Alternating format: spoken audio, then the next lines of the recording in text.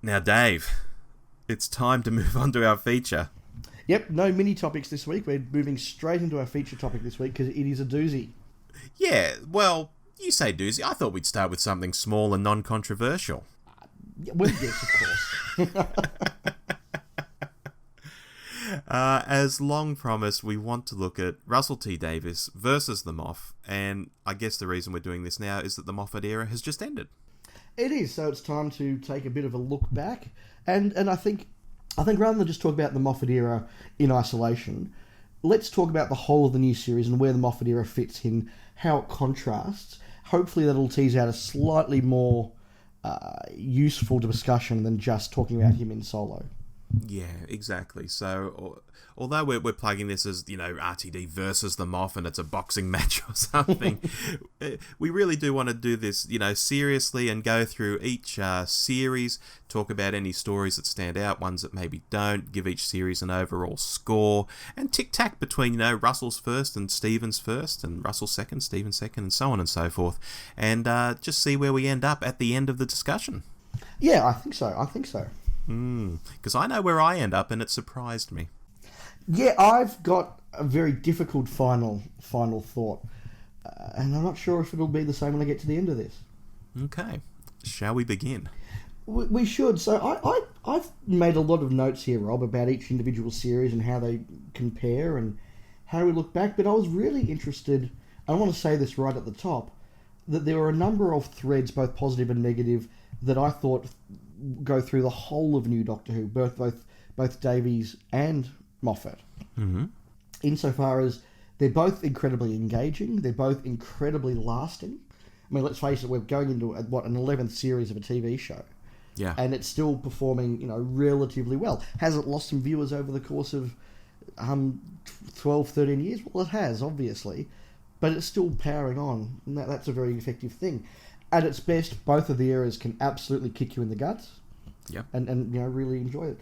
On the other hand, there's two things that both eras share that really do annoy me.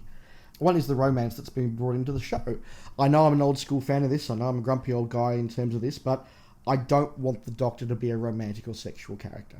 That is something that was introduced by Russell T Davies and continued by Stephen Moffat, and that's an X mark, in my view, against both the eras. As is this worship of and knowing worship of the Doctor. And reflecting back upon Twice Upon a Time, Rob, we both sort of made comment, as a number of other podcasters did, about this overly long and grandiose final speech that Capaldi had. And I was reflecting about the classic series, and it occurred to me that of all the classic series Doctors, only two actually get what you would call proper last lines. Mm-hmm. Now, one of them's Pertwee, and his last line, "A tear, Sarah Jane, while there's life, there's ... Yep. That is actually a wonderful reflection of one of his catchphrases, one of his recurring themes of his era, and that's quite nice. Tom Baker's the only one that gets what you'd actually call a let's sit down and formally give this guy a final line. It is the end, but the moment has been prepared for. They have clearly workshopped that as a final last words for the Fourth Doctor. Yeah. And I reckon that's the only time in this classic era where they've done that. One time. Yeah, I mean, Davo gets "is this death," but he sort of says it as he's falling down, I think, and it's not really, the focus isn't really on him as he says it. No, and his last line is actually Adric. Yeah, true. We've got characters for Colin, which wasn't intended, but that's how it ended up. Thank you, it's good, keep warm for the First Doctor. No, you're making me giddy. No, from Patrick Troughton. Nobody sits down and says, well, they're their last words. That's really good. It's just how the story went. Yeah. Yet, for New Doctor Who, there's this real sense of we're making something that is important and it's special. Therefore, we have to have scripted first lines and scripted last lines, and people have to be referencing all the time how wonderful the Doctor is and how armies cower at the sound of his name and you're too good to die, and that is something, again, introduced by Davies, repeated by Moffat, and again is a big cross across both the eras for me. So I kind of want to get those big things out of the way before we go into this in any further depth. Yeah, look, and I'd say on the lovey-dovey scale, to me, in and of itself, I can live with it, even though it's very different to the classic era. But what I find it does, and this is why I still don't like it, is that it paints the Doctor into a corner, because his companions are only going to be around for a year or two. Is each companion going to be the love of his life? And if they're not the love of his life, then what are they? Are they a casual shag? You know, and if it's going to happen with each companion, does this make him sort of James Bond, like every woman he comes across, or every man now perhaps, is going to be, you know, a conquest? It just doesn't fit, and it just paints you into that corner. You know, it needs to be sort of broken somehow. Maybe it'll be broken with Jodie. Maybe Jodie will be very asexual, perhaps. Who knows? Yeah, who knows? And yeah, there are variations on a theme. There's the requited love. There's the unrequited love. There's the wistful love, whatever. It doesn't work for me. Both are guilty of it. So, you know, let's flush that out and put that on the table before we start contrasting. Yeah, you don't have to be in love with someone to work closely with them. I've worked closely with many people over many years, and I've not shagged any of them. So no, and I mean, you know, you can look at the bond between the Fourth Doctor and Sarah Jane, and that is a wonderful bond. But as he says, she's my best friend. And it's the bond of a best friend. Yeah, exactly. All right, so shall we rip into RTD's first series, Dave? Yeah, look, let's do that. And we've got down here a list of all the stories, the authors, the directors, and a number of statistics that go with them. One thing I'm going to preface and say is that I was really interested in looking at the AI figures. Now, I'm a bit dubious about the validity and usefulness of AI figures, but they are a constant figure. And across all 10 seasons of Doctor Who and all the specials, there are only 5 AI scores that are not in the 80s. Yeah, it's very high. Yeah, 3 of them are in the 70s and 2 of them are in the 90s. So only twice has Doctor Who gone above the 80s and only 3 times has it gone below. That's incredibly stable, and I will highlight those 5 episodes as we get to them. I'll kick off with this series by saying I'd forgotten how many episodes of it RTD had actually written. Yes. When I looked down the list, I thought, oh, holy hell, like I knew obviously he wrote some, but he wrote heaps in this first series, more than you'd expect a showrunner to. It is an incredible feat, and I still have the first season right up there as possibly my favourite of the new series. Season 10 may have beaten it. I don't know. I need Season 10 to really settle in the mind before I go there and actually compare them, but this is a phenomenally good season. I mean, Rose is a masterclass in how to start a new series that links back to an old series. It is a masterclass. Yeah, it is. Look, it's one of my middling episodes. When I look at the series overall, I sort of colour-coded these, Dave, into sort of green for ones I really like, red for ones I don't, and yellow for ones in the middle. Yeah, I did the same at your suggestion. And yes, it's a yellow for me in terms of, would I sit down and watch this and think it's great? It's a middling episode. But as a technical episode to introduce a series, introduce us to the Doctor, introduce us to the companion, the style, the tone of the series, it is an incredible feat. And I was really impressed by how many green episodes I had in this. I've got 7 of the 13 as being really top episodes that I really enjoy. Snap. There you go. Yeah, I look down the list of like Unquiet Dead, Dalek, Father's Day, Empty Child, Doctor Dances, Bad Wolf, Parting of the Ways. They're all green for me. Yeah, and for me as well. And I've only got 3 red. Same. Aliens of London, World War III, and The Long Game. I actually had Aliens of London, World War III, and Boomtown. Interesting. Okay. Boomtown I didn't like originally, but on rewatches I kind of really got into that sort of conversation where the Doctor's in the restaurant with the Slovene and they're having that conversation, and that sort of elevates it for me, that moment. Yeah, fair enough. But yeah, it is amazing how watchable this is. I mean, Dalek was the episode where I suddenly realised this series is going to be great and I'm going to be sticking with it for the long term. Up until then, I was respectful of the series. You know, I watched Rose and I thought that's a very good episode. I watched End of the World and thought, look, it's not a great episode, but it's a really good second episode to kind of show how fantastic this series can be. Unquiet Dead was okay. Aliens of London, World War III, I really struggled with. But I was sort of going, look, you know, this isn't a bad series. I'm not sure it's for me, though. I watched Dalek and thought, this series is for me, and I'm going to be with this series for a long time. Yeah, I think for a lot of old fans, that's the one. Yeah, I think so. But we also need to mention The Empty Child and the Doctor Dances, which I think a lot of people would have as their favourite story from that season. And of course, it's Stephen Moffat's first entry into Doctor Who. Yeah, absolutely. He'd been obviously in Doctor Who fandom and, on the periphery for such a long time, and he finally gets to write the show, and he just comes out swinging. It's just brilliant. It is, and the way that all the elements in both that story and this series work is really fundamentally Doctor Who-ish in its nature. You've got fantastic voyages into the future. You've got poignant voyages into the past. You've got good contemporary stuff. And RTD does dial up that contemporary nature a lot more to make it more accessible to a mainstream audience. And I think here you see what I think is Russell's greatest success, is that he made Doctor Who a mainstream, mass audience, cultural phenomenon once again. Some of the things you had to do to get there are stuff that doesn't always sit well with me. And I can remember a few of us sitting down back in 2005 watching it going, gee, some of these soap opera elements, they're not really what I like in TV. But we knew that because they were there, Doctor Who wasn't a niche little show, it was a mainstream show, and we swallowed it. Yeah, no, very clever stuff. Interestingly, I'll point out of these 7 episodes I really like, only 2 of them, though, are actually RTD episodes. He's written some of my yellows and some of my reds. Yes, that is true. It's a very, very mixed thing. We also need to mention that one of our 3 AIs that dropped below 80 is in this series, and that's The End of the World, which got a 79. Yeah, almost there, but not quite. Not quite. But that was the only dip in terms of quality, and it goes up to an 89 for Parting of the Ways. Yeah. Overall, what would you give the series out of 10, Dave? By breaking all the episodes and averaging them, which is what I've done for all of them, I gave this a 6.9. Okay, I gave it an 8. Yeah, I'm really disappointed by my 6.9 because I gave 3 stories a 10. Wow. So you gave some really low scores as well. I also gave a couple of 3s and a 2. So, I've got a 9, I've got an 8, I've got 3 10s. So I thought the best of this was really, really good.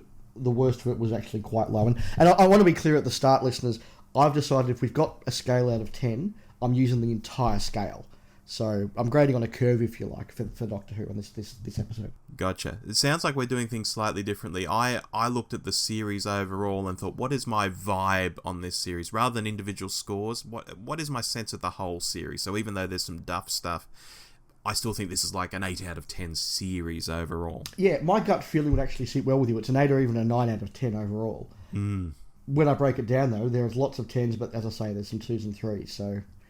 But a fantastic start, and really, as I say, it sets up the series for a great future.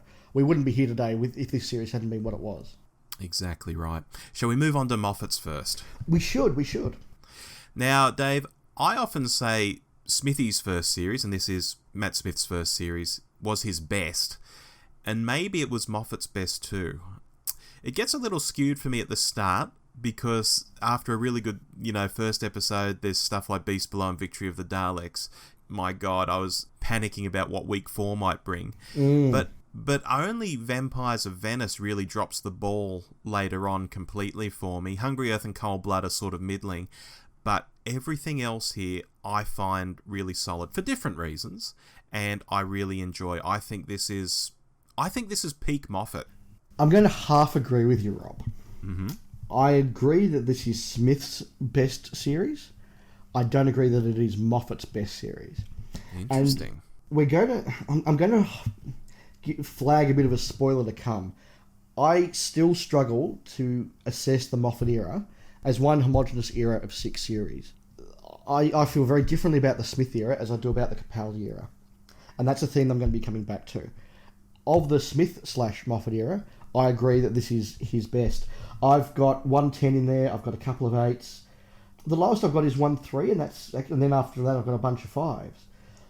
So it's actually not bad. I agree with you. It is a surprisingly weak start. Beast Below and Victory of the Daleks are really not very good, and I don't think have aged very well either. And you know that Radio Times interview with Moffat that I was mentioning earlier, where he was talking about what he would have done with Tennant had he continued. There's also a segment of that interview where he says, we made the Daleks, huge. Oh, how crazy was that? So I think he even acknowledges now that Victory of the Daleks and the way they remodeled them and all that stuff was just a bit silly. I think that there was a feeling there of a real desire, not in a malicious way, but a desire to stamp the Moffat era over the top of the show, and show that there's a new team in town, like any shop when they get a new management and they want to put a big sign out the front, under new management, doing things differently, and that's okay. As I say, I don't think it's a malicious thing. So the exterior of the TARDIS is redesigned, the interior of the TARDIS is redesigned, the music is all changed, various other things are changed, and I think that changing the Daleks was an extension of that and a bridge too far. Absolutely. However, script-wise, it's a really classy moment, because one of the things that I think doesn't work in the RTD era is this idea of the Daleks have been completely wiped out. Oh, apart from that one over there. But now they've been completely wiped out. Oh, apart from those ones there. Oh, but now they've been completely wiped out. Apart from the 3 in that little container. Oh, but now they've been completely wiped. That was getting a bit tiresome. So for Moffat to just go, right, okay, the Daleks are back. At the end of this episode, the Daleks are back. We can just get on with it. I think was a really sensible decision. And I give him props for that. I also give him props for this being a really easy series to watch. I could put on most of these episodes. Time of Angels, Flesh and Stone, Amy's Choice, Hungry Earth, Cold Blood, Vincent the Doctor, that's my 10. The Lodger, not great but fun. These are episodes I could very happily just sit down and watch and enjoy and not be too tested by them. And I think that's a really good Moffat sign. Yeah, look, I agree. I look at something like Vincent the Doctor and The Lodger, and they're both green for me, but they're green for completely different reasons. Yeah, I can respect that. Yeah. We also have here, though, the first sign of something where I struggle with Moffat, and that is the Pandorica opens and the Big Bang. I think the Big Bang is very, very clever. And certainly, I remember when I was first watching the start of that, where you have all the stuff with the Doctor flipping back and forth through time, handing out different props and things to different people in different times so that everything moves forward. Really clever. And in a self-contained place, whether it's that or whether it's Blink, which we'll talk about later, that cleverness, that wonderful timey-wimey stuff Moffat does is really, really good. However, there's bigger picture stuff in those episodes that I still don't understand. I'm not sure now if Rory is still an Auton at the end of this story. I'm still not sure exactly why the TARDIS blew up in the Big Bang and what this crack thing was. I know what the crack thing was. It's the damage to the time-space vortex caused by the TARDIS blowing up. I don't understand why the TARDIS blew up, and I don't buy why it came back. Yeah, and I mean, if you go out there and get into Wikipedia and dig through and go through everything line by line, you can sort of cobble something together. But I know what you mean. Just watching it, it can wash over you very easily. Yeah, it can. As I say, there's some really clever stuff in there. I actually really like River Song in Time of Angels and Flesh and Stone. I think that's probably her strongest two-parter. Yeah, absolutely. Absolutely. And the head of the... they're sort of monks or priests, aren't they, those soldiers? Yes, the space clerics or whatever they were. Yeah, I thought that was a really sort of fun concept too. It is.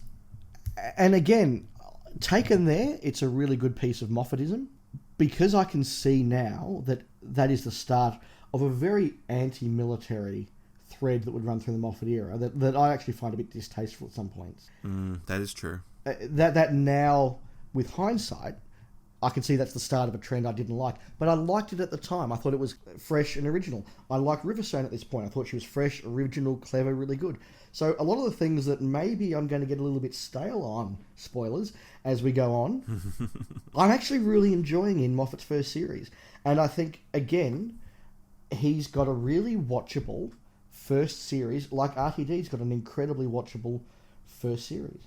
Yeah, look, I have the 3 stories I've marked out in red, just like I have for the start of RTD's era, but there is more green here than RTD's first series. So if we're ready to score them, Dave... well, I gave it a 6, and I actually think that's probably about right, 6 or 7. I had the same number of red stories, but I had slightly fewer green. I had less low scores, but I also had less 9s and 10s.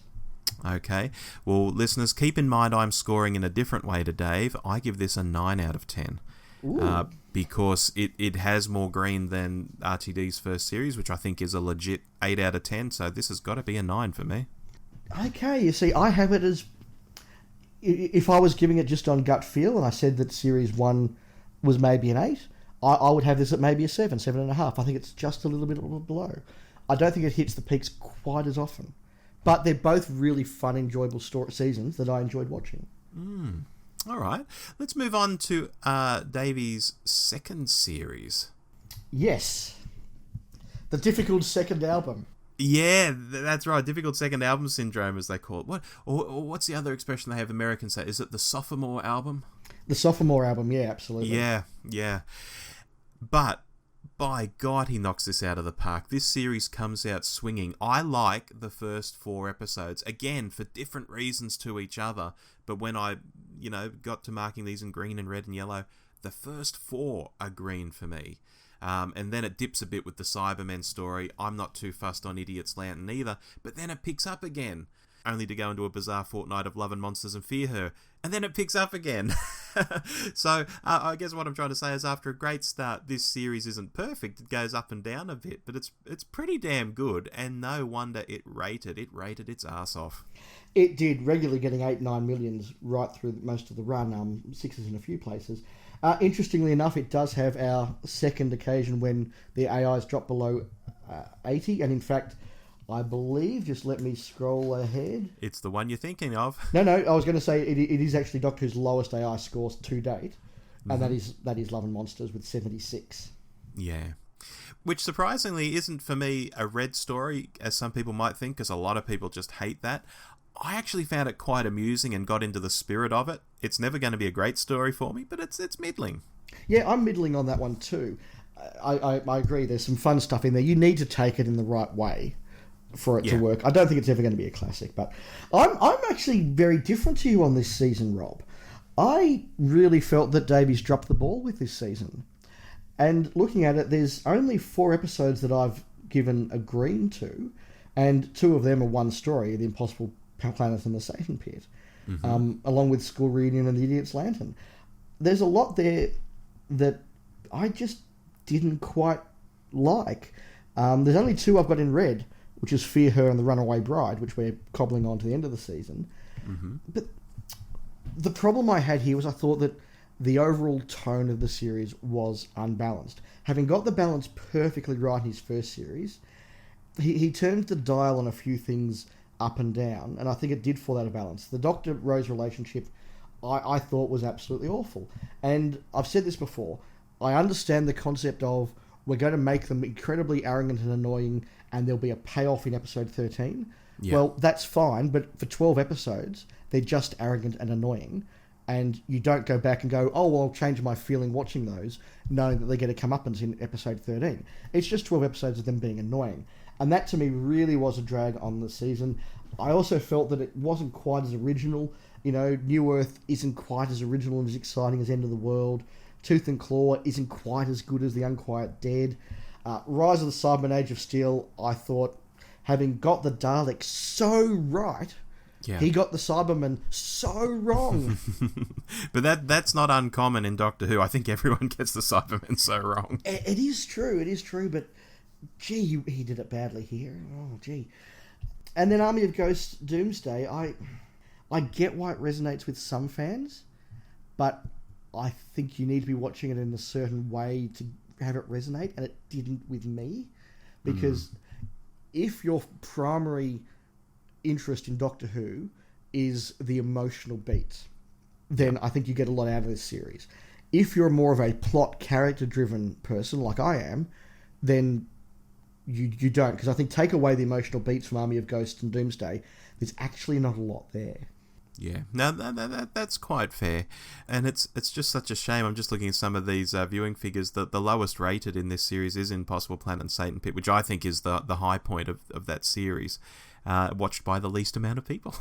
Yeah, it's always funny how ratings work, isn't it? And there sometimes is no rhyme or reason to them, and sometimes it's just trends. Mid-series dips are not uncommon. Yeah. Okay, so it seems like we're a bit different on this one. What's your series score overall? So again, lots of mixed scores, 2 9s in there, a number of 4s, only 1 1, which was The Runaway Bride, which drags it down. I gave it a 5.5. Okay. I'm giving it an 8 out of 10, which is the same as RTD's first series. I totally take on board they are different series. There's a different feel, there's a different vibe, there's a different Doctor going on. But they sort of shake out the same for me in terms of stories I like, middling stories, bad stories. So I'm throwing 8 out of 10 at it. Yeah, no, even on vibe, there's a definite drop in quality for me in Series 2. Okay. Which brings us to the Moffat second series. Yes. Look, let me just preface this by saying this was the season where I stopped watching Doctor Who for a while. Is that right? Yeah, I thought The Impossible Astronaut and Day of the Moon weren't bad. Not great, but weren't bad. Then there were a number of episodes where I thought weren't that great. The Rebel Flesh Part 1, I hated so much, I didn't watch the Rebel Flesh Part 2. So that's the first time ever that I've just gone, you know what, I'm not watching Part 2 of this. I'm really not enjoying it. Mm-hmm.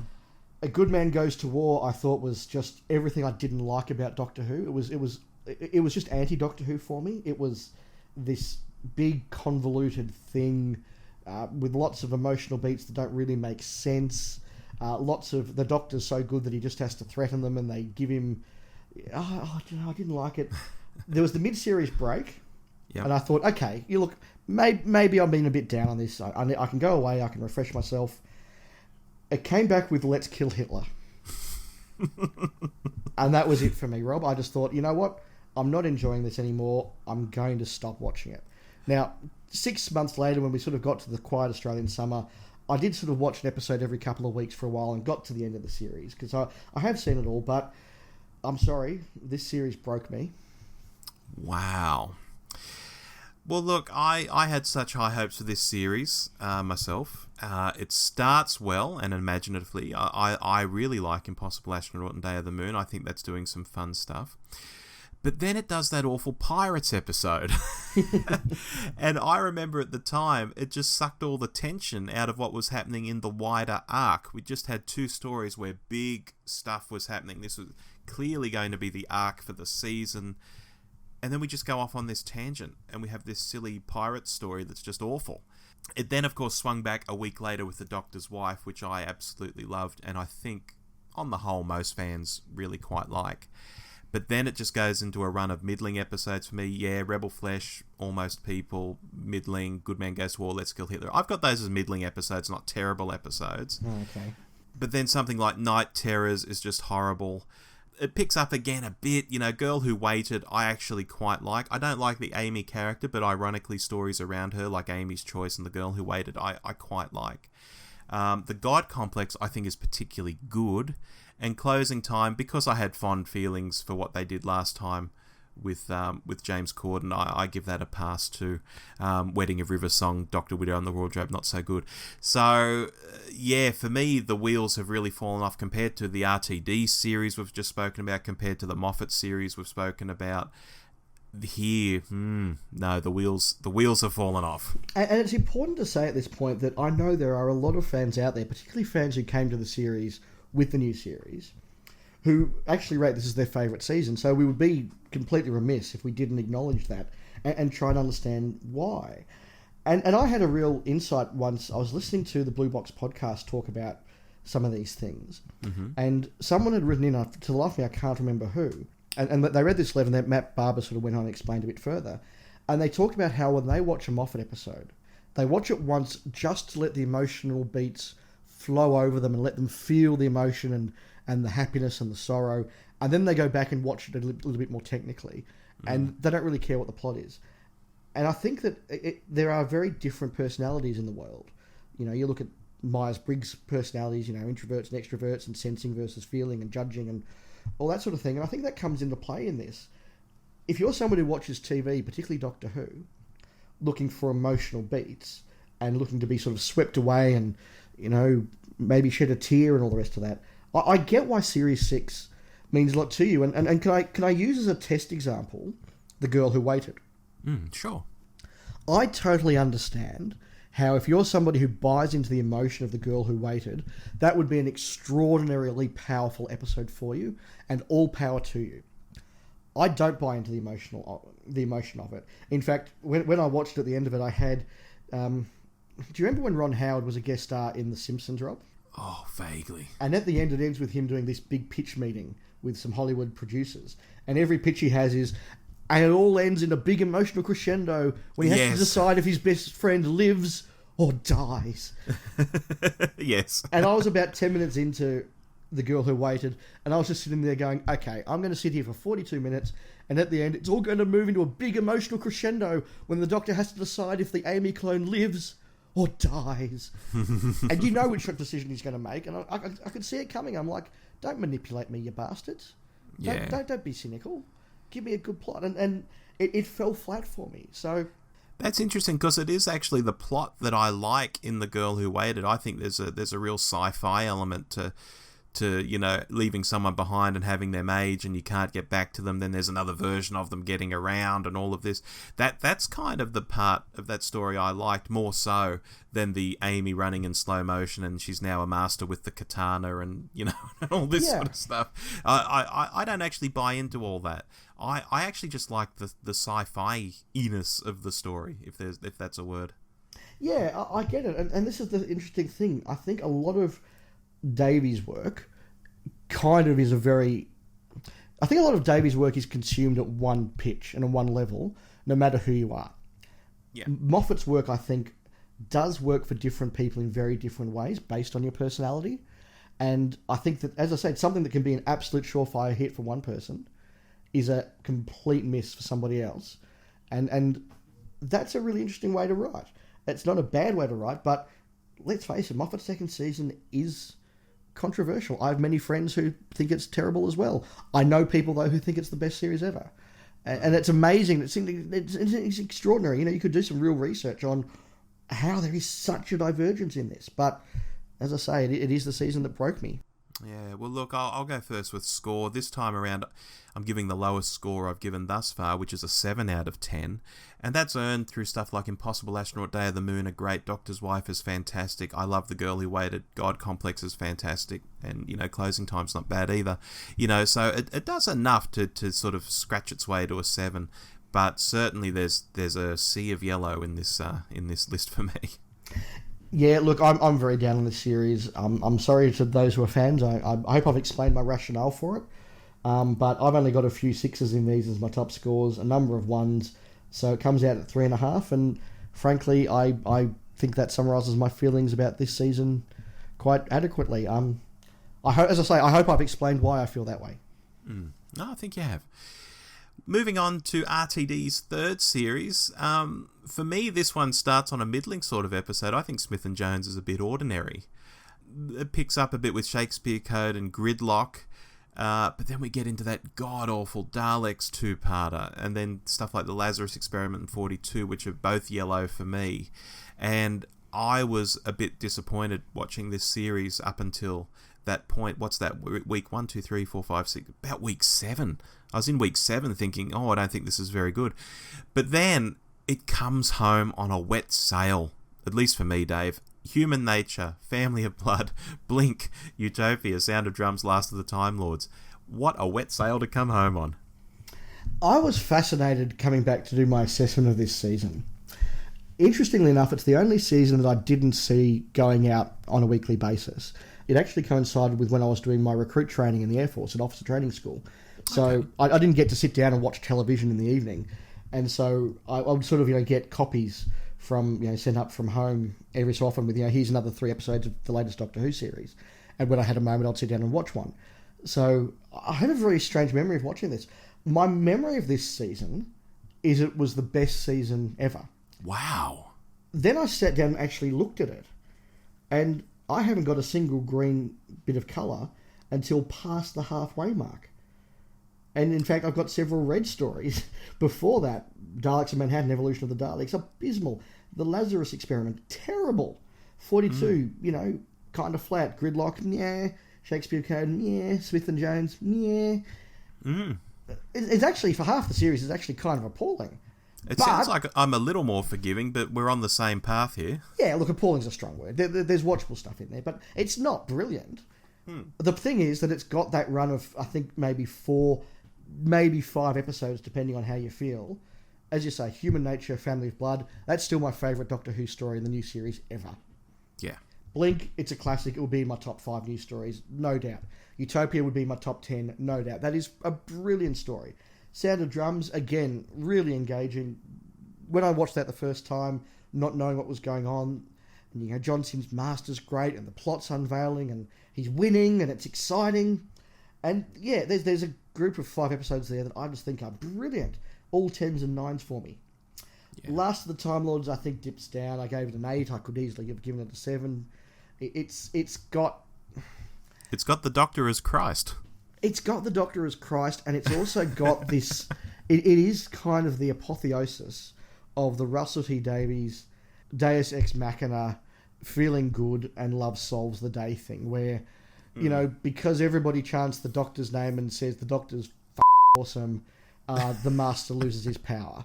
Like, okay, I get there's a satellite network going on there, but come on, get your hand off it. Yeah. And you know, Davies doesn't write good endings, and he never has. Queer as Folk, that has a terrible ending. The Second Coming, wonderful telly movie, great for 90% of it, terrible ending. Yeah. And this series, yeah, as you say, comes home on a wet sail, but that last 15 minutes of Last of the Time Lords, that is some of Davies' worst. He cannot land the ending. Yeah, look, I think that's a fair comment, and it sounds like we're broadly in sync with this series. You know, ordinary first half, comes home pretty well, though. Comes home bloody well. Yeah. And of course, we're including Christmas specials here. I'll just say Voyage of the Damned was a yellow for me. I don't particularly enjoy it. It's almost a red. Yeah, that's probably where I am as well. Yellow bordering red. I enjoyed it at the time. I'm never going to go back and watch it again, though. It's harmless, it's fun, but it's kind of stupid, you know? Yeah, okay, so look, series score overall, this will seem high. I actually jotted down here an 8 out of 10, and that's largely because the second half of the series is great, and in the first half, I did give Shakespeare Code and Gridlock a pass and marked them as green. This one I'm feeling a bit iffy, though, looking at it, thinking, maybe it's a wee bit high compared to what I've been looking at as other 8s out of 10. Yeah, I gave it a 6.5, which is what the maths came to. That's really hard. It's a really hard season to score because it's got some brilliant stuff. It's also got some weak stuff that drags the average down. I gave out 3 10s and 2 9s with this series. Yeah, I know what you mean. You're looking at a series with Human Nature, Family, Blood, and Blink in it, and thinking, "Oh, that's a 6 out of 10 series." So let me ask you, Rob. Let me ask you the key question.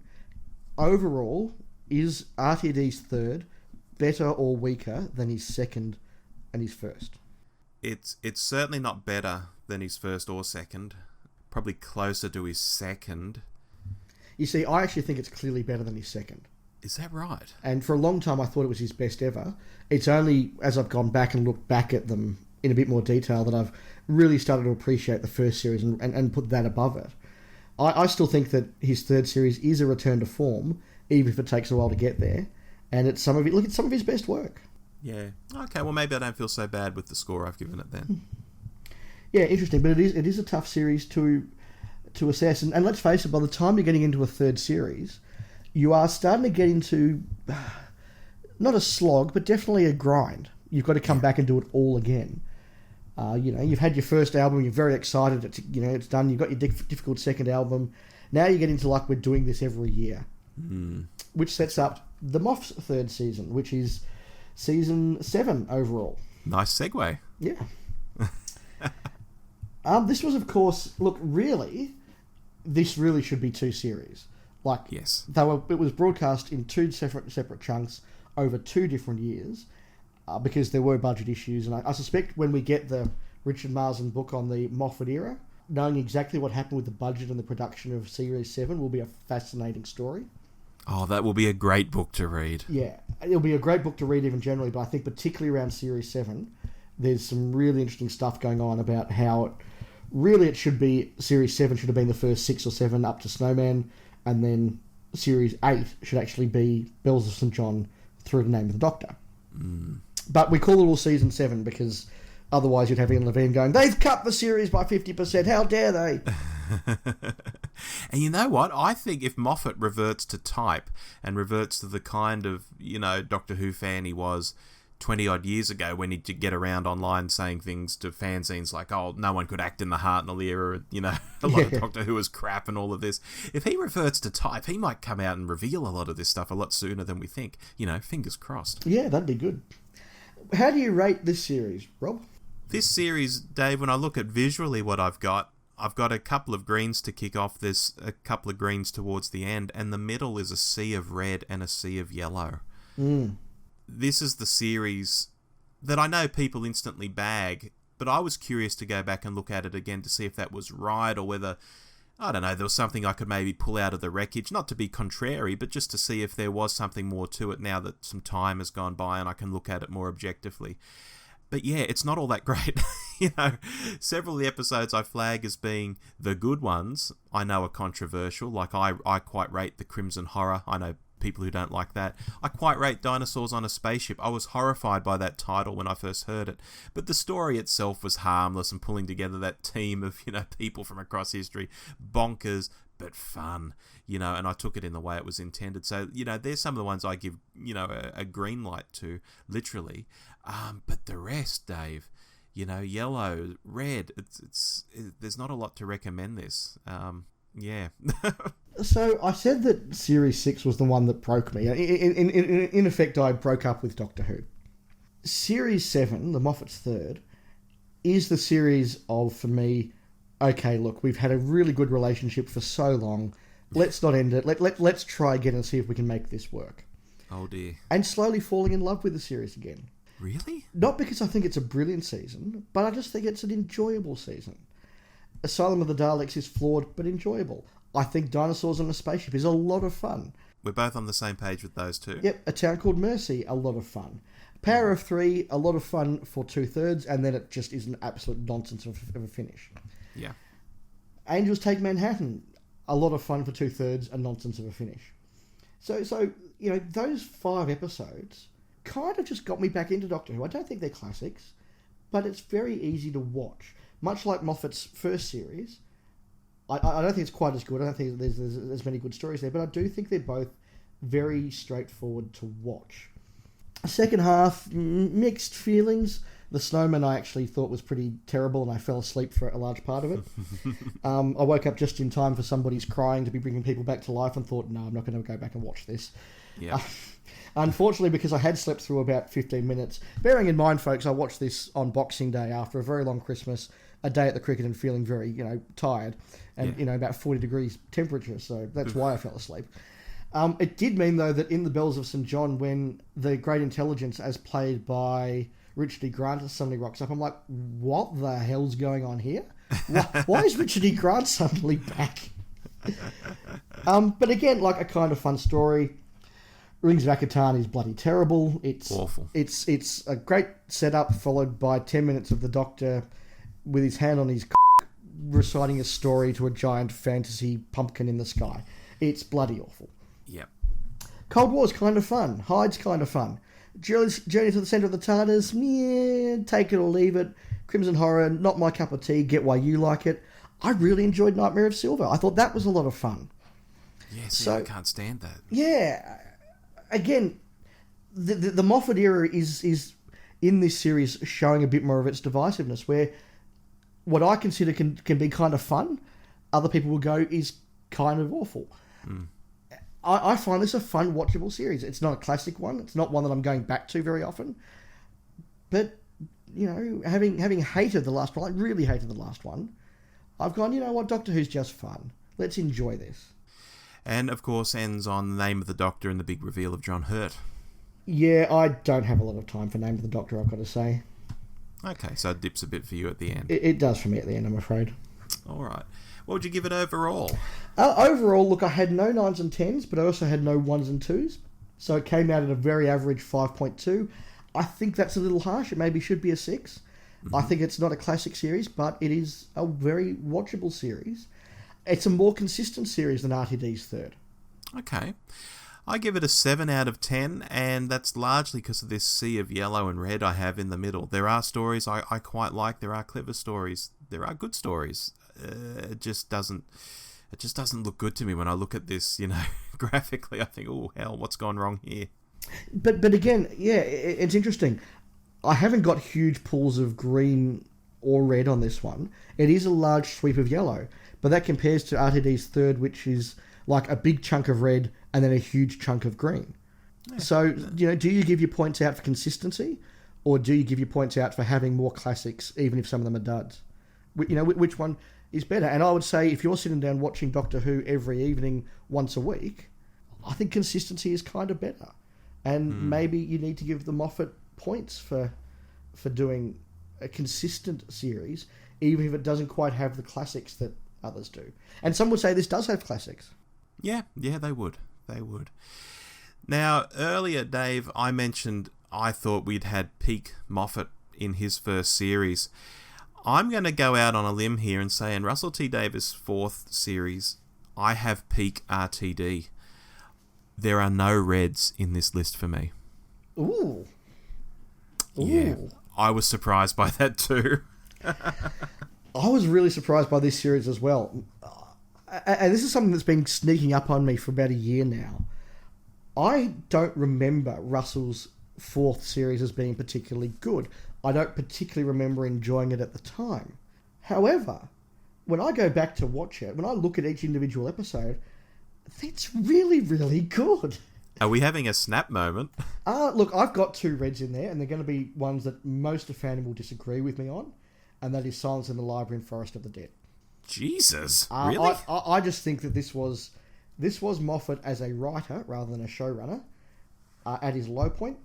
I think it's him just going back to the well. It's kind of the greatest hits out. It's kind of the greatest hits album for him, and I found it was very unoriginal. It was very, instead of having Are You My Daddy, we have Who Turned the Lights Off. Nobody dies. They all get uploaded to this thing. There's the weird virtual reality stuff going on that didn't sit with me. Look, I know I'm in a minority here, but I don't like these two episodes. I'm really sorry. But I've got 5 greens and a lot of yellows that very easily could have been green. Planet of the Ute is a green for me. And Interesting, that's one of my yellows. Okay. And then it comes home with a really, really strong Midnight, Turn Left, Stolen Earth, Journey's End. That's 9, 10, 10, 9 for me. Yeah. And look, Centauran Stratagem, Poison Sky, on a good day, I could be generous and make them a green. Doctor's Daughter, on a really good day, I could make that green. Unicorn and the Wasp, it's not a classic, but I enjoy it. Fires of Pompeii, Partners of Crime, I quite like them. They're not classics, but I quite like them. This is a really good series, and I don't know why I didn't like it. I think it's because I didn't like Donna. At the time or now? Both. I've softened on her. Yeah. But I really, really struggled with her when I watched her. Yeah. And that perhaps jaded my view of the series, because it's really good. I think it's Tennant's best. Interesting. Would you concur then when I say this is peak RTD? Gee. I think that... Oh, gee. I would probably give Series 1 the edge. Okay. And in fact, to go forward to my score, I've given Season 1 a 6.9 average. I've given Season 4 a 6.8 average. And that, I think, actually completely magically shows how close these are for me. Yeah. I'll struggle to pick between them. I think because I like Eccleston a lot, and he works really well with Rose, and I'm not a huge fan of David Tennant. I think this is his best season. He's quite good here. If this was Tennant's only season, I'll probably rate him a lot more highly than I do because he's got 2 others, if that makes sense. Yeah. So because the Tennant-Donna combination doesn't work for me nearly as well as Eccleston-Rose, that probably gives the first series the edge. But they're both really good. It's a strong start and finish. And I've got to mention the only 2 episodes ever of Doctor Who so far in the new series to get an AI above the 80s are The Stolen Earth and Journey's End with 91 apiece. Yeah, that's quite right. And look, I'll just point out too, because this ties back into something we were saying earlier, his companion here is older and not a love interest. It is. He's just annoying.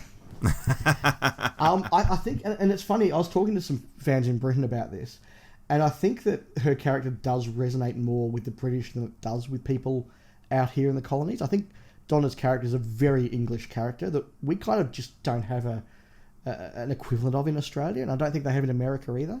That's true. She's an acquired taste, but I'd watched a lot of her like TV work and her own, comedy shows and so on. So I sort of had a feel for her and her characters and the way she could talk and act, and maybe that helped for me, perhaps. I don't know. Yeah, maybe. Also, really worth pointing out that it ends with what I think is a brilliant ending of an era. That's not the end of the era. And that's something we'll revisit later in this podcast, I suspect, because I look, as somebody who says I'm not one of these ones who, Rob, let me segue for a moment. I'm always fascinated going along onto YouTube after a Doctor Who episode has aired, particularly something like Twice Upon a Time, and watching some of these fan reaction videos where people film themselves like gasping and crying and getting really worked out about an episode. And I go, look, I'm glad you've enjoyed it, but it's just TV, mate. Mm-hmm.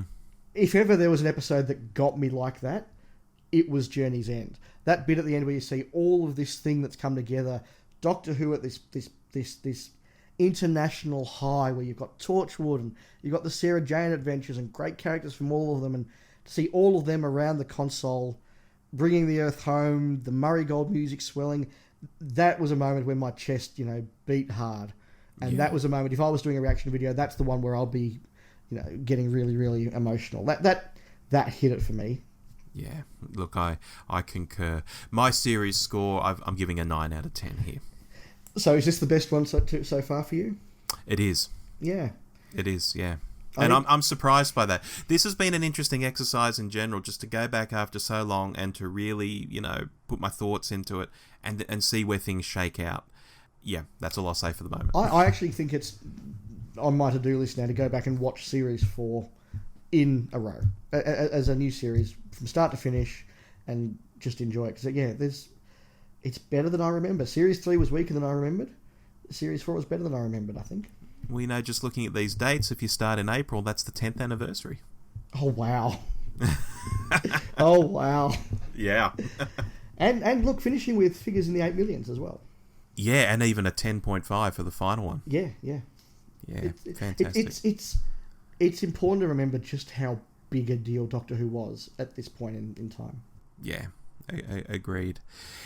So now we're going to get a bit timey-wimey. We have been tic-tacking and back and forth between Russell and Stephen, but we're going to leap forward now to Moffat's 4th series, because we've just spoken about Russell's 4th series, if that makes sense.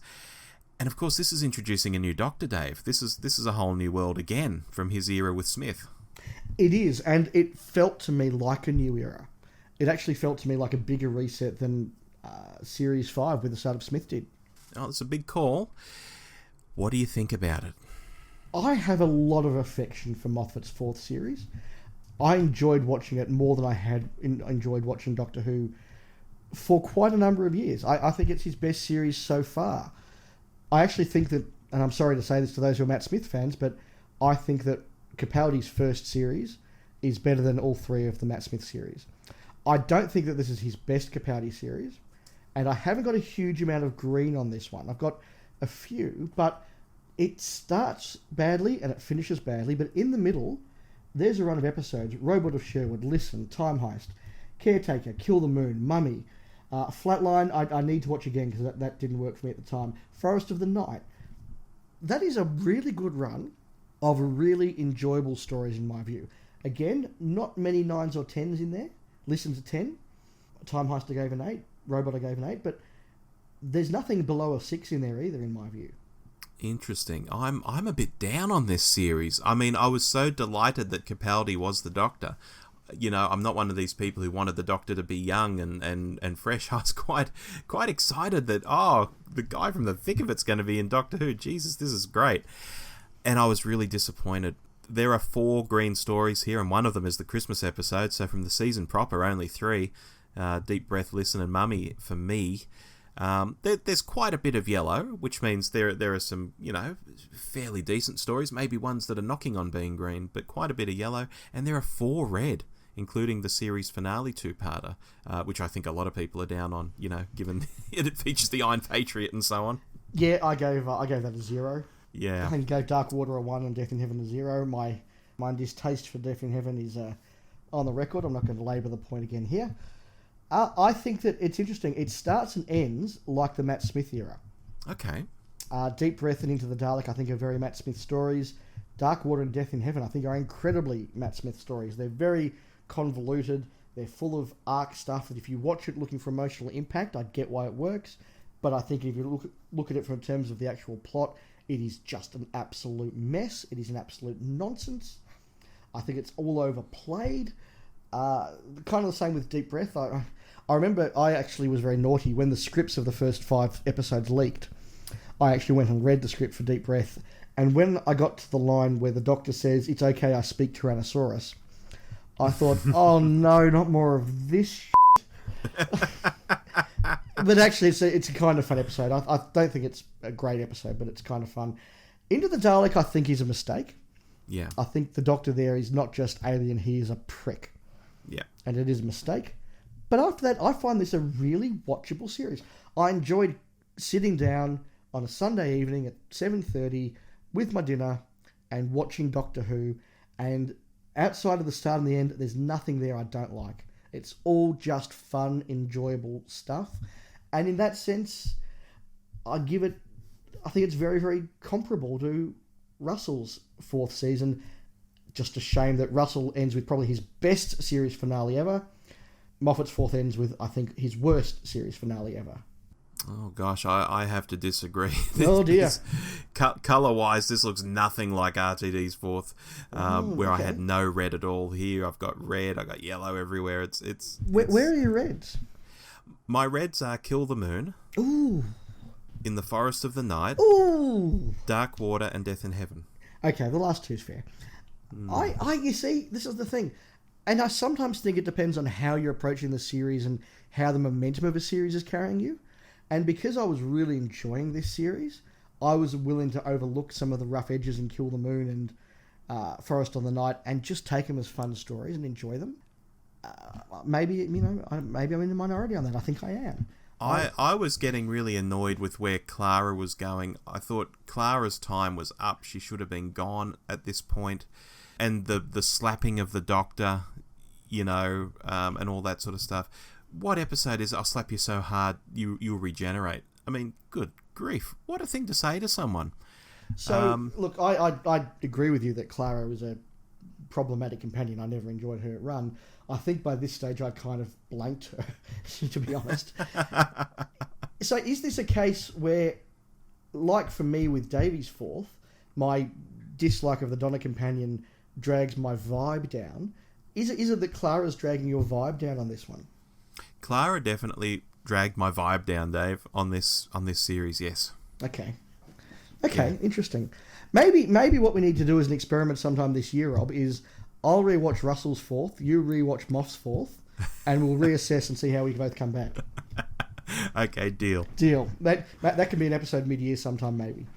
All right. Series score, I'm giving this a 6 out of 10. I gave it a 5.3. Now, if you take out the fact that Dark Water got a 1 and Death in Heaven got a 0, that obviously would go up to sort of a mid-6s, and I think that's very fair. I think it's a very typical good season. Not a classic, but incredibly watchable with, Death in Heaven at the end. Yeah, no, that's fair. And remember, listeners, we are scoring these in different ways, so don't compare what we're saying to each other. Just compare them to our final scores, I guess, at the end when we say who's come out on top. Yeah, look, I understand that some people would say even the worst Doctor Who is at least a 5, and it's like, well, in that case, why even have the first 4 numbers? Use the whole scale. Exactly. Now, we'll go back in time to the RTD specials. This is where Tennant didn't want to do a full series, so we got some telemovies between one whole year and the other. A Christmas special, and then through to a Christmas special and a New Year's... Was it a New Year's Day special? Yeah, I think so. It was a 12-month period, only 4 stories. Yes. Kicks off with The Next Doctor. I thought this was quite middling. Moved on to Planet of the Dead. I thought was quite middling. Waters of Mars, I thought was pretty damn good. And then End of Time. I know some people hate it. I'm going to say middling. So for me, bit of a dud this year of specials. They're all yellow for me, and all for different reasons. There's nothing in there that I think is horrible. There's nothing there that I think is particularly wonderful. Next Doctor's a good idea. The first 2/3 is great. The last third is... It's typical RTD over-the-top nonsense. Planet of the Dead is harmless, but kind of dull. Mm-hmm. Waters of Mars, I loved this at the time. I thought this was brilliant at the time. And I rewatched it earlier this year. Sorry, I rewatched it late last year. Or early last year. Sometime in the last 12 months. This whole January thing is throwing me out. And, yeah, a lot of it still holds up in terms of exciting action adventure. I really struggle with the suicide is the answer thing. I really struggle with the Time Lord Victoria stuff. And particularly given that it didn't pay off. Like, it went nowhere. So that drags it down. But if I went on gut, Waters of Mars would be a green. But being critical, I have to make it a yellow. End of Time, yeah, it's not the worst series ending. It's not the best. It's unnecessary more than anything. Yeah, agreed. And as you've said on this show before, his real end was probably Stolen Earth and Journey's End. Yeah, I really do think it was. I think that's the perfect end of the era. And, again, a contrast. That wonderful thing where for genuine plot reasons, all of these periphery characters are all together in one place or, watching via the scan or whatever, and they're all celebrating together versus the really artificial device of the Doctor going to see them all. You get a natural conclusion versus a forced conclusion, and that's the difference between those two. Yeah. My biggest beef with Waters of Mars is that they're on Mars. These people are changing into, monsters with scaly mouths. I'm thinking they're changing into ice warriors. This is brilliant. This is how maybe ice warriors come about. I can live with that. It's some sort of virus. Weird. No, they're not ice warriors. They just happen to be on Mars turning into things with scaly mouths that aren't ice warriors. It was a little bit odd, wasn't it? Yeah, I found that odd. And look, just to summarise on this for me, it's surprising to me how Russell tasked with just 4 stories, and 2 of these are co-written, so I think we can assume maybe the co-writer did the bulk of it and he came in and edited, which is less than he'd normally write, less work than he'd usually have. He only delivers 4 pretty average stories. I'm shocked by that, actually. It's a disappointing end from Russell T Davies, and I think that the faults of his era are very much writ large in these. That is the over-reliance sometimes on emotion, the inability to do an ending. And he's very open about that. He says it's not about the conclusion, it's about the journey. Okay, that's a very valid way to write. I think that it doesn't pay off. And particularly when you're writing specials that kind of have to stand alone, if you don't land the ending, what's the point? Agreed. So look, overall, it's a charitable 6 out of 10 from me. It's a 5.5 for me. All right. Now, we're being timey-wimey, so now we're going back. We've been talking about a Capaldi series, but now we're going to talk about the end of Matt Smith's era with some Moffat specials. Yes, one of which is absolutely brilliant and one of which isn't. That's what I've got down here, Dave. It's a tale of 2 halves. Moffat follows up a delight of a story in Day of the Doctor with possibly the second worst regeneration story ever. I think I'm having to toss up between it and Time and the Rani, or possibly Twice Upon a Time as the worst regeneration story. Yeah, no, it is the worst for me. I'll put that out there. We've predicated this podcast on looking back at the Moffat era and contrasting with Davies. If you wanted to say in microcosm, show me the best of Moffat and the worst of Moffat, I would show you these 2 episodes.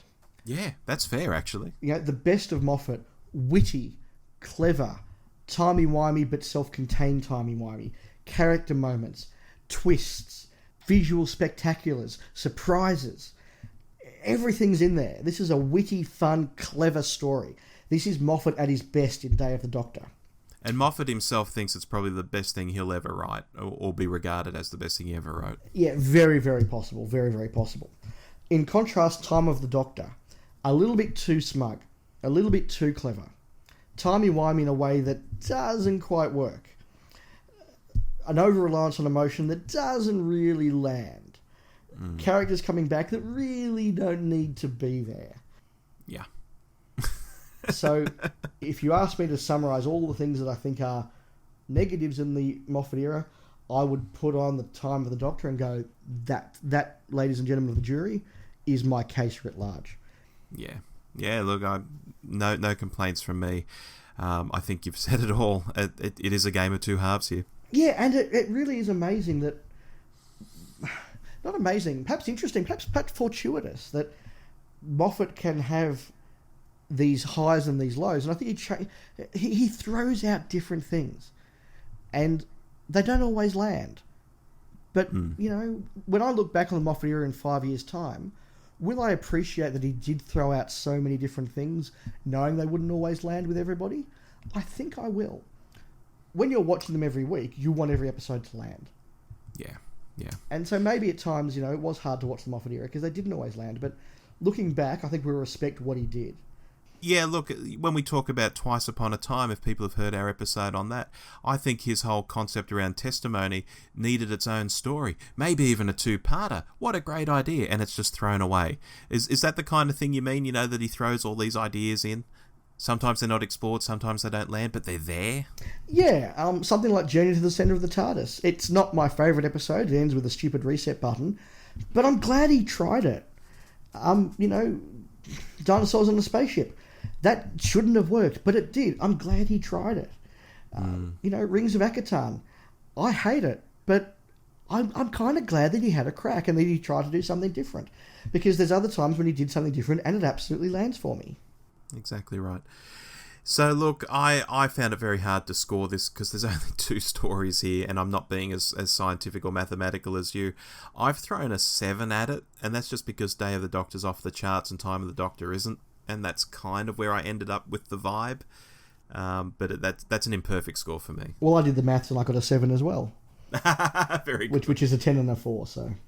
Yeah, there we go. Let's move on. We're into just pure Moffat now. Pure Moffat. His 5th series. This series to me is a step up from his first with Capaldi. You know, I was a bit down on that last series. I think there's more good stories in this for starters, but there's also a lot more of the middle of the road stuff too, which ultimately means there's less red on this chart for me. There's only actually one red story completely.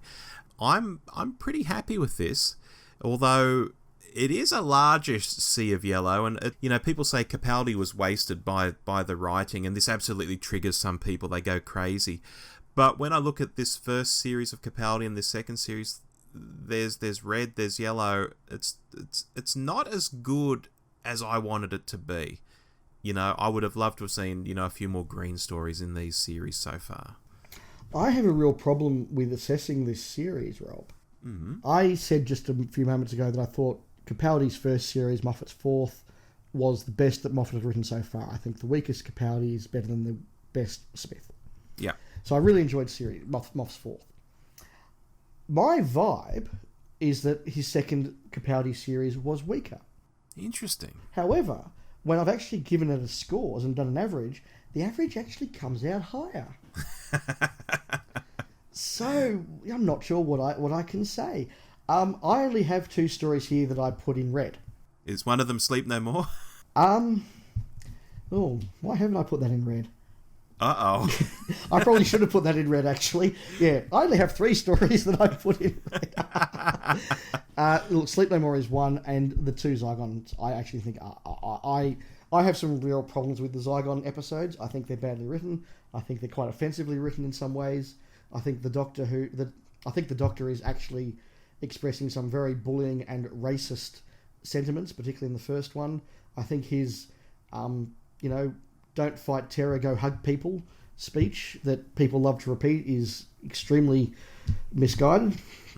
I really don't like those 2-parters or Sleep No More. So there's this big chunk in the middle I don't like. But there's 4 that I've got in green, and the rest is a happy yellow. Okay. No, that's fair. I mean, Zygon Invasion and Inversion I've got in yellow, but it's probably at the lower scale of yellow, tending towards, red. Whereas something like, I don't know, Hellbent I've got in yellow, but that could almost be green for me. Almost. Yeah, I agree. My Hellbent is also yellow, but on a good day could be green. My 4 greens are Under the Lake Before the Flood. I really, really enjoyed that story. Yeah, snap on those. Face the Raven? No, but could be. Okay, and Heaven Sent, which I've given a 10. Yeah, I've got that in green as well. I also tossed greens on the Magician's Apprentice and Witch's Familiar. I quite liked being on Skaro and having all the classic Daleks And my God, the Doctor pulling Davros out of his chair. What an outrageous thing to do. It made me laugh. It's probably not politically correct to laugh at that sort of thing, but geez, I laughed. Yeah, I struggled with those 2 episodes. I need to rewatch these 2 episodes again because my memory is of it all not quite working. I think Missy was very over the top and didn't quite work. Davros was kind of a bit forced and a bit... what clever things can we do with Davros to show off that didn't quite land? All the stuff about, the Dalek translator and they saying exterminates how they recharge their guns. And there's just a lot of things that didn't kind of sit with me, and maybe I need to get over myself and see the story for what it is. I can accept that. No, look, when that line in particular, they say exterminate to recharge. No, I cringed at that as well. I thought, Moffat, you're doing this just to write this into Doctor Who history. You don't have to go that far. Yeah. Really. Is that a trope that we need to take 2 minutes to discuss? Do we think that it is a fair criticism of Moffat that he does try to stamp Moffat over history? Look, there are 2 sides to this. I cringe when I see stuff like that because I think it's blatantly what he's doing. At the same time, though, do we not want our showrunners to stamp something of themselves onto the show? They're kind of the 2 sides to the argument, I think. Yeah, look, I think that it is absolutely true that he does. You look at what he did with the Cybermen, you look at what he did with the Daleks, making the Master a female for the first time, that was very much a forward-looking piece of stamping, which I think is very acceptable. But Clara going back, and Clara actually solved all of the Doctor's problems for the whole of the classic era. Or we've rewritten the regeneration, so now suddenly we're not the 11th Doctor, we're the 13th, just so he could be the one to give them that new set of regenerations when it didn't need to happen. And I think the biggest missed opportunity of his era comes from that. I think it's a huge mistake dramatically. I've said before, the idea of the Doctor being on his 13th life and not having the safety net of regeneration is a fascinating idea. Could you imagine if Jodie Whittaker didn't think she could regenerate? And so then you're going, well, how does the Doctor react? Does he change the way he doctors and the risks that he takes because he knows that he's going to die, not regenerate? That, to me, I think is a real missed opportunity on Moffat's part. A big, big strike against him. Yeah, agreed. Again, I'm enjoying the Capaldi era. I think the Capaldi era is incredibly enjoyable. My gut says that his first series was better than his second. The math says his second was better than his first. You say his second was better than his first. So... yeah. Can we at least say that the first 20 or so episodes of the Capaldi era, well, 26, whatever they are, is actually incredibly, incredibly consistent and enjoyable and stable? It's good. And I think it gets better when we get to the 3rd series. One thing I'll say about the 2nd series too is just the character of the Doctor is just more rounded out, not as spiky. Yes. He's not quite what he becomes in this 3rd series, and I think everyone loves what he did in the 3rd series. He's halfway between, and you can sort of look back and see that you can see the progression now. The spiky 1st series, the middling 2nd series, and then we all like him in the 3rd. I just wish they didn't do that at all. I had an argument with someone on Twitter about that just recently, actually. I wish he'd just been quirky from the start. Yeah, look, I think so as well. I like, or understand, I should say, the idea of we'll make him a bit dislikable at the start and then soften the edges. The problem is, while you're watching the unlikable episodes, he is just unlikable. Yeah. It's the same problem. And again, I think Moffat didn't learn the lesson of the Tennant Rose 2nd season, or the 2nd season of Davies with Tennant and Rose. Okay, I know you're going to have this payoff for them being arrogant and annoying, but for 12 weeks, they're just arrogant and annoying. For a season here, Capaldi is just a bit of a prick. Yeah, exactly right. And you know what? At the time, I was kind of tickled that the Doctor was like that he was a bit Malcolm Tucker. But when I went back and rewatched it, I thought, no, you know what? It's not often I say I'm wrong, but I was wrong. He should have just been much more likeable. This is not right. I certainly had friends who, after Into the Dalek, were very wary about the Capaldi Doctor, and it did stay in their view of him for quite a while. I'm not surprised. Yeah. Look, which takes us into Moffat's 6th series and Capaldi's 3rd. I'll kick off by saying this is better to me than the one before it, which means each series has got progressively better.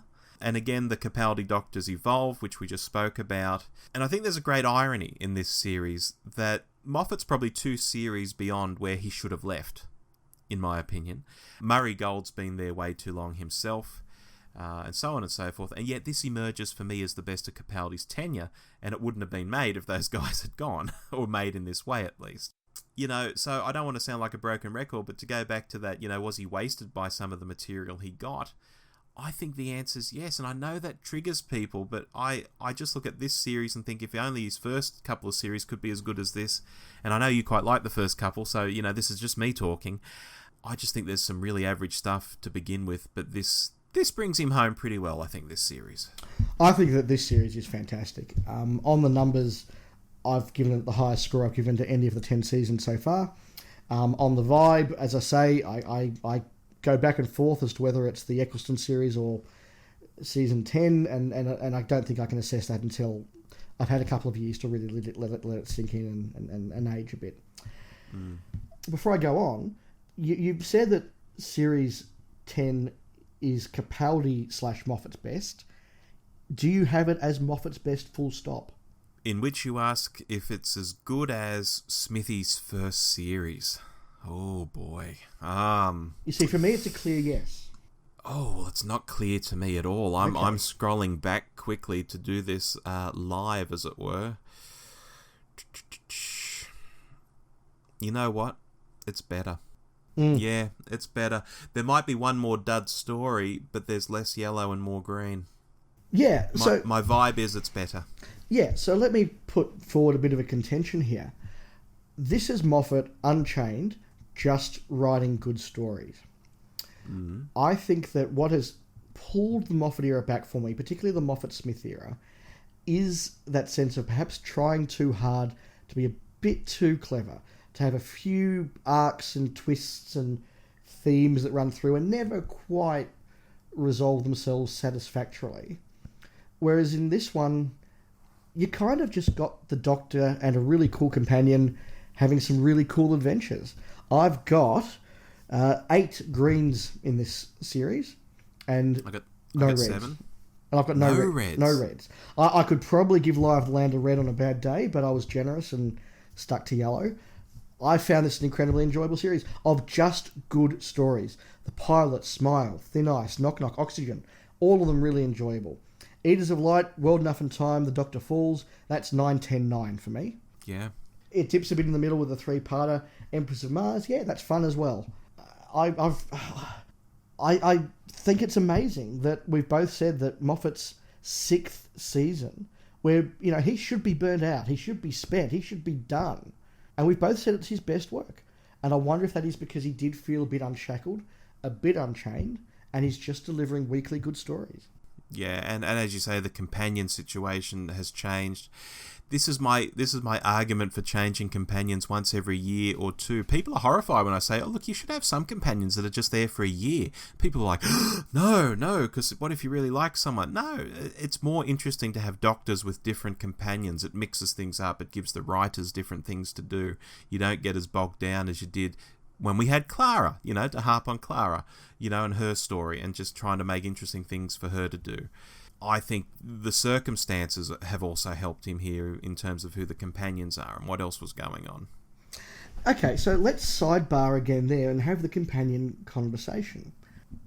There are accusations levelled at Stephen Moffat that A, he can't write women, and B, all the women characters he writes are the same. Yeah. I think that they're both unfair, but they are exaggerations of a charge that perhaps you could make, a lesser charge that perhaps you could make. I don't think that he writes all women the same. That there are clearly very different characters in his era that are different. That is a provable nonsense. I don't think you can say that he can't write women, because clearly there are examples of where he can. However, is there a particular archetype of female character that flows through the Moffat era and are all very similar in nature to each other, and indeed to characters that he has written in the past in other series? I think that is an accusation you could make. I think it's very hard to tell the difference between Amy and Clara. I think that Riversong is basically the same character as them, aged another 20 or 30 years. You have, Madame Kevorkian, who's in there and is basically the same sort of character. except, evil. Missy is, again, a very similar sort of character that has a very similar sort of speech pattern, a very similar sort of sense of humour.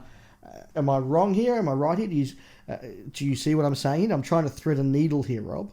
If I'm trying to draw a line between all of them, there's a kind of sassiness between them all. And I think sassy characters tend to play pretty well on TV. People like a bit of sass in their characters.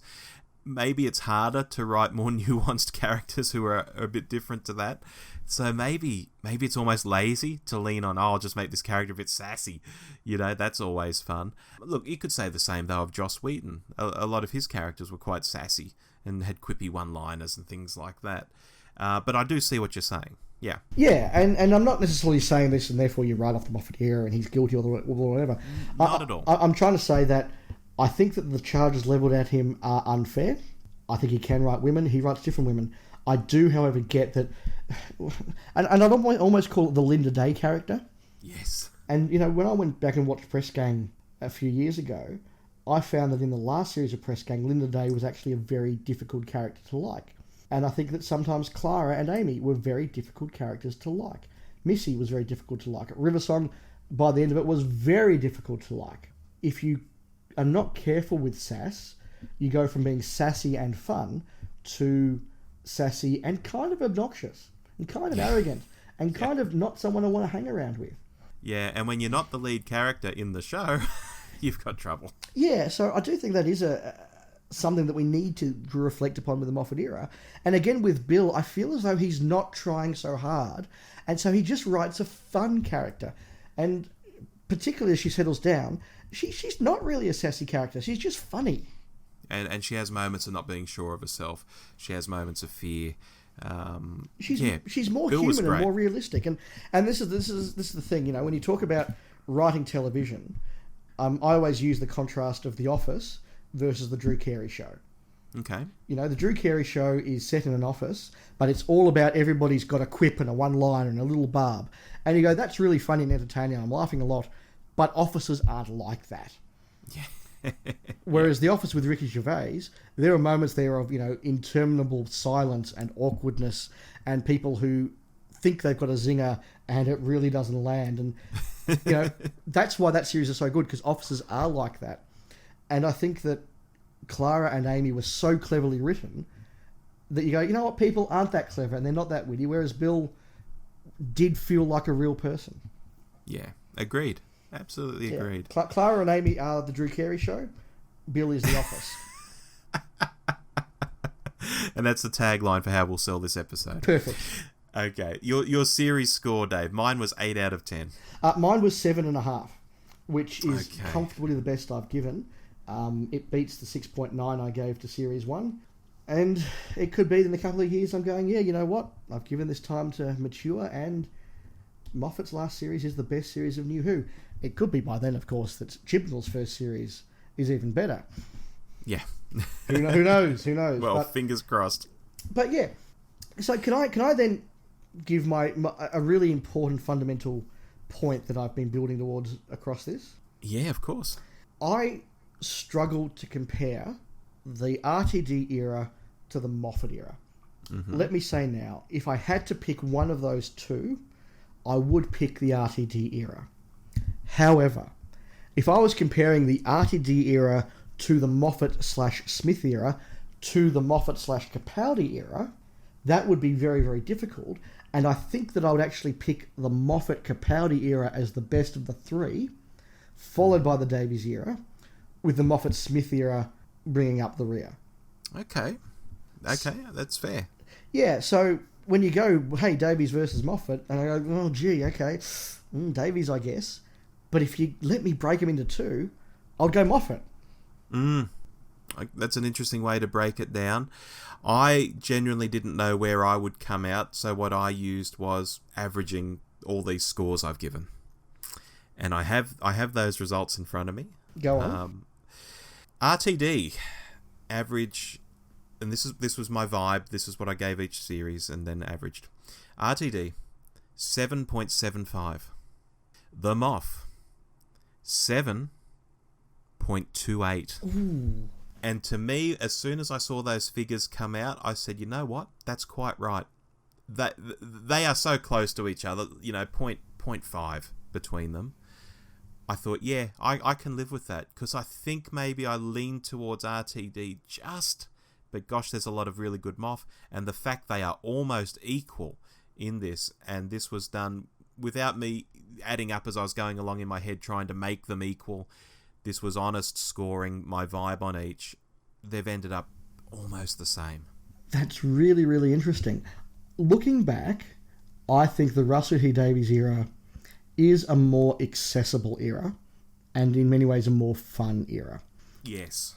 I think because of that, there are more episodes that I would call classics in there. It is very enjoyable to watch, but there's some real duds in there as well. Yeah. The Moffat era, it is more work to watch it. It is not just fun, simple. It's not always as accessible as it could be.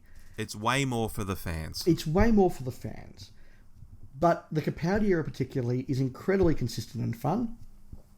Smith's first and last, they're not entirely my cup of tea, and they're certainly dragged down by the fact that I don't much like the Matt Smith Doctor.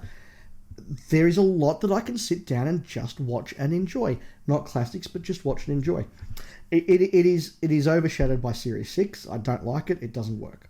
For me, at least. The Moff's era is probably cleverer.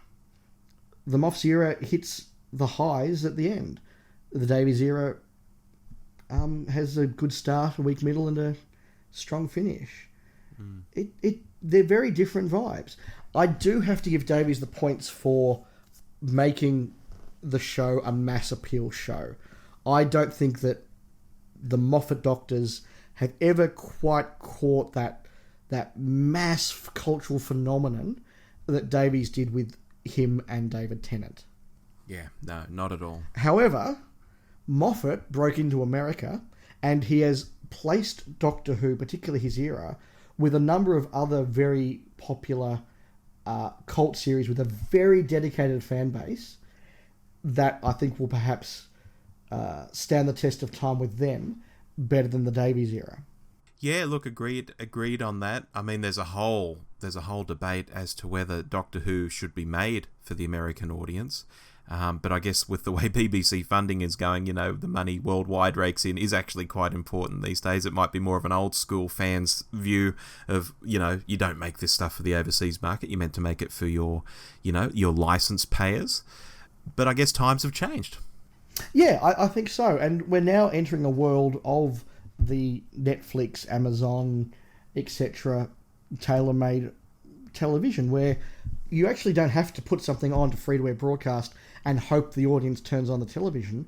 You just go out and you create something that 10 million people across the world will like, and you let those 10 million people find it. Yeah.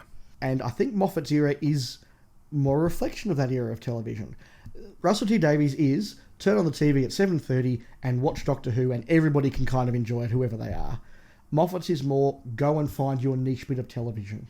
Yeah, it's funny when we look back now, Russell was really the tail end of that era of television, and we've lived through it, so it's kind of weird to look back and realise we've done that now. Yeah, and Moffat's era does fit in very, very well with a lot of the television that's being shown at the moment. Stranger Things, 13 Reasons Why, Better Call Saul, all of these programs that are getting made, House of Cards. Not that that's going to be made for much longer.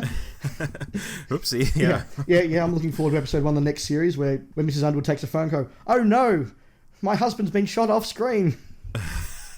Yeah. Sorry, just to go down that path. The Moffat era is like television today. Absolutely. And like I say, it's so interesting that we've now lived through these two eras. We've got another era to come. Gosh, what's it going to be like by the end of Chibnall's era? How long will Chibnall's era be? Will he do like this many series, or will he knock it on the head after 2 or 3? Yeah, and my gut instinct is to say, do 3 series, 4 series, and get out. Yeah. But we both just said that Russell T Davies' 4th series was possibly his best, and Moffat's last series was probably his best. So neither of them arguably outstayed their welcome. No, they just took the long way getting there, maybe. Yeah, it's fascinating. My final thought is that when we look back on these eras in 10, 20, 30 years' time, I think they will both look like television around them. In the way that we look at the Eric Sayward J&T era in the 80s and go, look, its strengths and its weaknesses are the strengths and the weaknesses of all television in the early 80s. The McCoy era is so television in the late 80s. The Hartnell era is so television of the 60s. Yeah. Pertwee the 70s. Like, they feel like their eras. We're going to look back at the Russell T Davies era and go, that was classic first decade of the 21st century television. And Moffat was classic, the start of the breakdown of network television era stuff. They're going to look like their eras in a way that perhaps we don't appreciate sitting in the middle of them. Well said. Well said.